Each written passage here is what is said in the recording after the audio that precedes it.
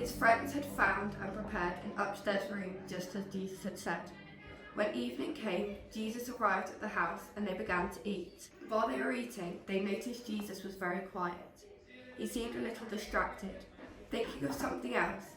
Suddenly he said, "One of you in this room is going to betray me." The friends were shocked. "Not me," they all responded. "It is one of you who is eating with me this very moment," Jesus said. "Teacher," said Judas, "surely you don't mean me." A little later in the meal, Jesus took a loaf of bread, said a prayer of blessing over it, broke it, and handed the pieces to his friends, saying, "Take, eat. This is my body which is given for you. Do this in remembrance of me." He took the cup of wine, said a prayer of thanks, and handed it round. "This is my blood," he said, "poured out for many for the forgiveness of sins. My body and blood will mark a new beginning, a new friendship with God, a new finding of forgiveness."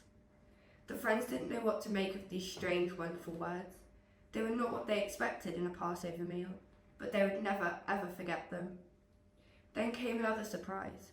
Jesus got up, laid aside his outer robe, tied a towel around his waist, poured water into a jug, and began to wash the dust off their feet, and dried them with a towel. He came to Peter, who asked Jesus, "Master, are you going to wash my feet?" "You'll understand one day," Jesus replied. "But you can't," exclaimed Peter. "It is the work of a slave."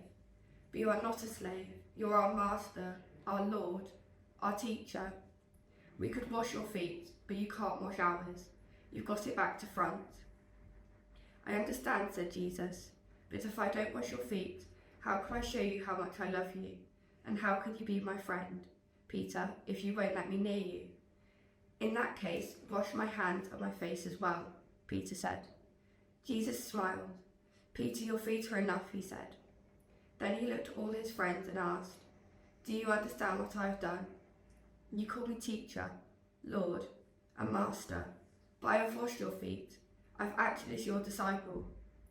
With me, things are back to front, the same as they are with God.